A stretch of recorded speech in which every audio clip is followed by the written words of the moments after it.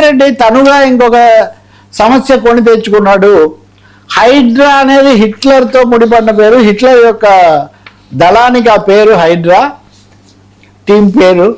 అందుకని నేను ఈ హైడ్రా అని పేరు పెట్టాను చెరువుల రక్షణ కోసం అని ఆయన అన్నాడు. సరే, ఎవరైనా హరిశ్చంద్రుడి పేరు, రామచంద్రుడి పేరు, గాంధీ గారి పేరు, మార్క్స్ పేరు, లేకపోతే సుందరయ్య పేరు, ప్రకాశం పంతుల పేరు చెప్తే వేరే విషయం. లేదా యోధులుగా ఉన్నవాళ్ళు అబ్రహాం లింకన్, లేకపోతే ఇంకోటి. హిట్లర్ పేరుతో హిట్లర్ కోసం నేను తెచ్చిపెట్టుకున్నానని రేవంత్ రెడ్డి అనగానే బీఆర్ఎస్ వాళ్ళు కేటీఆర్ నిన్న ప్రకటన కూడా చేశాడు. మీ ఆలోచనలన్నీ హిట్లర్ లాగే ఉంటాయి, అసలు హిట్లర్ ఇది అన్నందుకు మీరు హిట్లర్ అని చిరంజీవితో సినిమా కూడా తీశారు కదా, అంటే ఖచ్చితంగా ఉంటారని అర్థమేమో. అది ఇక్కడ ఈయన ఇలా తీసేసరికి రాజకీయంగా కోరి ఒక విమర్శ ఆయన కొని తెచ్చుకున్నాడని చెప్పాలి, హిట్లర్తో పోల్చుకొని ఉండాల్సింది కాదు. ఇంకోటి చెప్పేది ఏమంటే హిట్లర్కు హైడ్రాకి ఏం సంబంధం లేదు. హిట్లర్ పేరుతో తీసిన ఒక కామిక్ సిరీస్లో హైడ్రా పేరు వాడారు.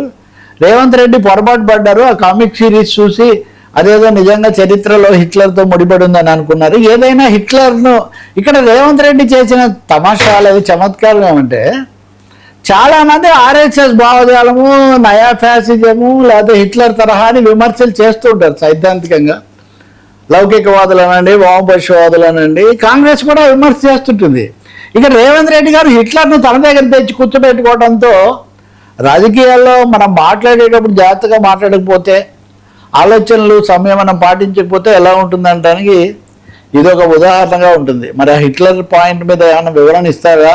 వెనక్కు తీసుకోవడమే వివరణ ఇవ్వడానికి ఏమీ లేదు. అందులో వివరణ ఏముంది? హిట్లర్తో స్ఫూర్తి పొందొద్దనే నేను కోరుకుంటాను. కాబట్టి ఇంక మిగతా వాళ్ళ దగ్గర నుంచి, ప్రజాస్వామ్యవాదుల నుంచి, ప్రజా యోధుల నుంచి పొందితే తప్ప ప్రపంచాన్ని భస్మీపట్లం చేయడం కోసం యుద్ధం రగిలించిన యుద్ధాలు ఊరుకూరికినే. నాజీ, హిట్లర్, ఫ్యాసిజం మీద పోరాడుతుంది సార్ కాంగ్రెస్ పార్టీ, నయా ఫ్యాసిజం అని చెప్పి. అందుకని హిట్లర్ చిచ్చు రేవంత్ స్వయంగా పెట్టుకున్న ఈ చిచ్చును ఆయనే ఆర్పాలి.